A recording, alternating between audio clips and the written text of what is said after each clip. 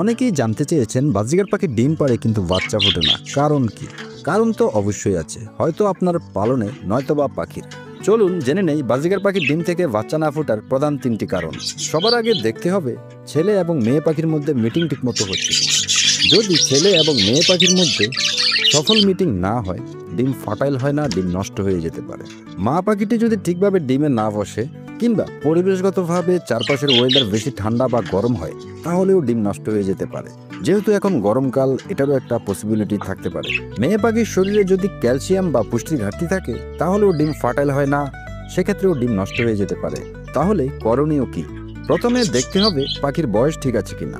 8 মাসের নিচের পাখিগুলোকে দিয়ে ব্রিড করালে এই ধরনের সমস্যাগুলোর সম্মুখীন হওয়ার সম্ভাবনা বেড়ে যায়। এখানে অনভিজ্ঞতা এবং অপরিপক্কতার কারণেও ডিম নষ্ট হয়ে যেতে পারে।